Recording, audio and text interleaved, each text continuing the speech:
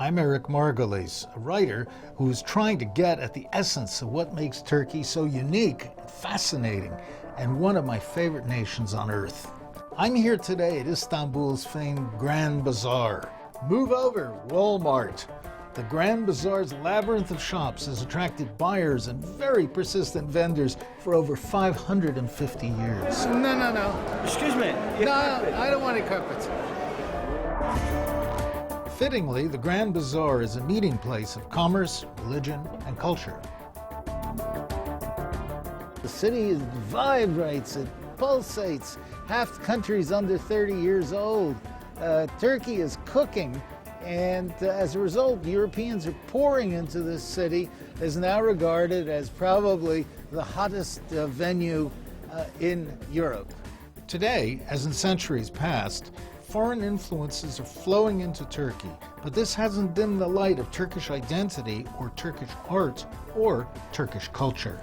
Artistic culture in Istanbul at present is very dynamic because the young artists are now more conscious of their past and they try to merge their traditional culture with the modern culture. So new tendencies, new approaches are emerging every year. There are so many events every day taking place on this city. Events that showcase a new Turkish renaissance. This palpable buzz in Istanbul isn't just a recent phenomena. Istanbul as a destination has long prided itself on being modern and progressive. Like Paris, this city has style. Istanbul is tolerant and as such has long been a source of inspiration for artists and dreamers. Since this is modern Istanbul, I'm going to need a computer-savvy genie.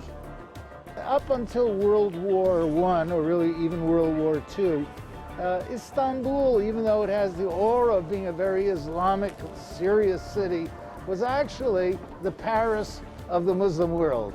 And so people from all corners of the globe flocked here, bringing their influences and their ideas. The cosmopolitan, open-minded Turks welcomed them all.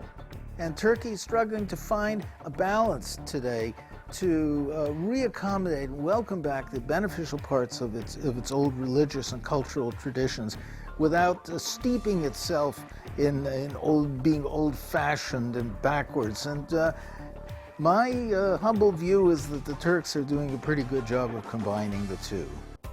What this means is that in this century, as the millennia passed, Turkey is welcoming the world. Turks remain passionately nationalistic, but are also fast absorbing what it means to be a global citizen. In an age of technology and sameness, it's hard for any country to balance its heritage with rapid development. But Turkey has a very deep and strong culture and immeasurably rich traditions that make it stand out and remain unique in an increasingly homogenized world. Turks have even managed to create a new cultural phenomena, a fusion Turkish-German culture of films, songs, literature, and vocabulary. The Turkish contemporary artists honor our heritage and produce Turkish-sounding music with contemporary tools that the rest of the world uses. When you talk about contemporary or traditional Turkish music, it is 98% about love. And that content cannot really change that fast because it is a culture from the 1700s. That's why it's still like that today. In the last decade, Turkey has re-emerged as a world pacesetter in fashion and design that combine the most attractive elements of East and West. Turkey has launched a renaissance of film, broadcasting, and music that is sweeping the Balkans, Middle East, and Central Asia, all regions once ruled by the cosmopolitan Ottoman Empire.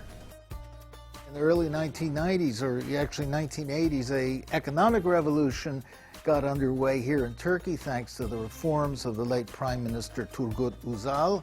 People coming in from the countryside, from Anatolia, brought with them new energy, particularly small businessmen, medium businessmen. The power of the old business oligarchy waned, and you had a tremendous explosion of commercial exuberance here in Turkey. Just imagine this, the Turkish economy was one of the few economies that survived the crash of 2008. The Turkish economy did particularly well in this past decade.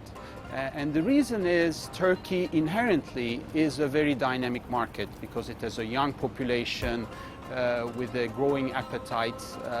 So therefore, already the dynamism was here. And now over the past decade, Turkish growth has been on average around 5%. So when you compare that with the region, with Europe, that is certainly a very stellar achievement. And as a consequence, in the past decade, per capita incomes tripled in Turkey, and the income of the country as a whole also grew. So Turkey is now the 16th largest economy in the world, and it is continuing to grow. There is a joke about expats working in Turkey. We say expats cry twice.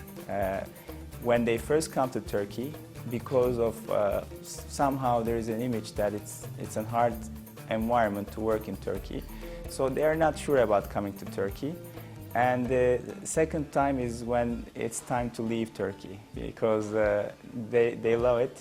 Turkey's geography and position as the ancient link between Asia and Europe has always brought outside influences to the country. Historically, Turkey absorbs, refines, and assimilates the best of foreign culture while retaining its own unique vision. Art and architecture, food and fashion in Turkey reflect a global inspiration. But the Turks have a very unique domestic identity, and they've never been shy about exporting their ideas and their values to the world. Turkish food and Turkish influences spread throughout the Ottoman Empire. Ottoman cuisine is considered to be one of the world's 5 great cuisines. Alas, the West has yet to discover this. As Turkey seeks to forge a more assertive role in business and politics, the country is rediscovering the importance of its soft power.